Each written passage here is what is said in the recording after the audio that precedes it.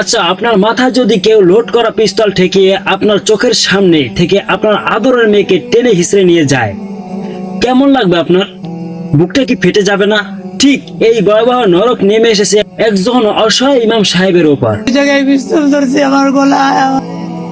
ক্ষমতার দাপট দেখিয়ে ঘরে দরজা ভেঙে বাবার মাথায় বন্দুক ঠেকিয়ে তার কলিজার টুকরো মেয়েকে অপহরণ করে নিয়ে যাওয়া হয়েছে। আজ 3 দিন কেটে গেছে, 3 দিন, অথচ প্রশাসন নীরব, রাষ্ট্র নিশ্চুপ। অপরাধীর রাজনৈতিক পরিচয় কি তবে আইনের চেয়ে বড় হয়ে গেল? আজ এই ঘটনার আদ্যপান্ত ফাঁস করব, চুপ করে থাকার সময় শেষ বন্ধুরা। ঘটনাটি কল্পনা করুন, যিনি প্রতিদিন আল্লাহর ঘরে দাঁড়িয়ে মানুষকে ন্যায়ের পথ দেখান, সেই ইমাম সাহেবের অসহায়ত্ব আজ কোথায় গিয়ে ঠেকেছে? ঘরের দরজা ভেঙে মেয়েটাকে কিডন্যাপ করে নিয়েছে কিছু দুর্বৃত্ত। একদল সন্ত্রাসী রাজনৈতিক শক্তির বড়াই করে তার ঘরে হামলা চালালো।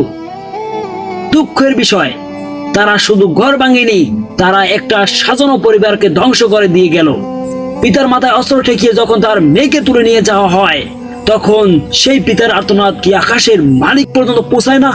3 দিন যাবত আমি এই ঘটনা পরে। কিন্তু আফসোস, আমাদের প্রশাসনের কানে সেই চিৎকার পৌঁছাতে 3 দিন লেগে যায়। কোন অদৃশ্য ক্ষমতার ইশারায় পুলিশ আজ হাত গুটিয়ে বসে আছে? কেন একজন সন্ত্রাসীর দাপটের কাছে আমাদের বিচার ব্যবস্থা আজ জিম্মি? প্রশাসনের কাছে আমার সরাসরি প্রশ্ন, 3 দিনেও কেন একজন মেয়েকে উদ্ধার করা সম্ভব হলো না? এই সন্ত্রাসীদের পেছনে গডফাদার কারা, যাদের ভয়ে আপনারা ব্যবস্থা নিতে পারছেন না? একজন সাধারণ ইমামের মেয়ের জীবনের কি এই দেশে কোনো নিরাপত্তা নেই? ক্ষমতা দিয়ে হয়তো মানুষের মুখ বন্ধ করা যায়, কিন্তু বিবেকের আদালতকে ফাঁকি দেওয়া যায় না। ক্ষমতার চেহার আজ আছে, কাল নেই, কিন্তু এই পাপে আপনারা যে কলঙ্ক বয়ে বেড়াচ্ছেন তার জবাব দিয়ে একদিন করতেই হবে ইনশাআল্লাহ।